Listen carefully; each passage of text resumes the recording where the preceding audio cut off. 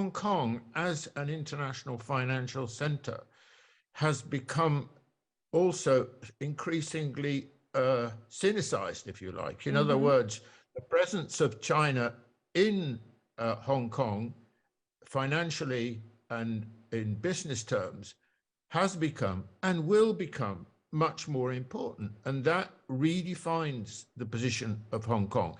It's no longer a kind of Western orientated, if you like, free-floating territory off China, as, let's say, it was in the 80s and 90s. And it's now increasingly closely related to China, but with still very important links to elsewhere in the world, including the West. Hong Kong needs to feel sort of comfortable about itself.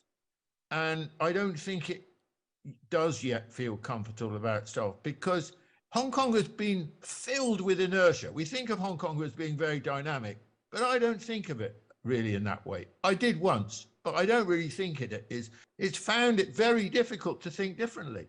And it needs to think differently because the world around it has changed so profoundly, especially China. So, you know, a lot of Hong Kongers, they think westwards, they never thought northwards. But these things are not easy to, look, they have a pace of their own.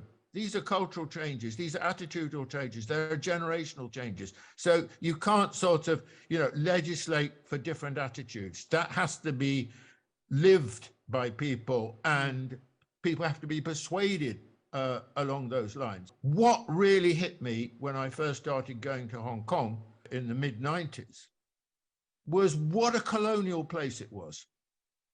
I was a British people at personality going to Hong Kong, and I really disliked it.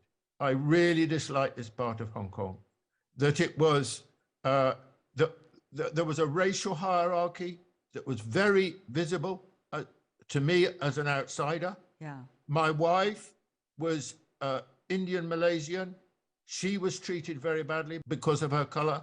So, and these were all in many ways a legacy of British colonialism. We're looking here for a big cultural shift. And, you know, I know we're going to maybe discuss this later, but one of the problems I had in Hong Kong when my friends came, because we lived there for a while, was coming from the West, was to show them something Chinese.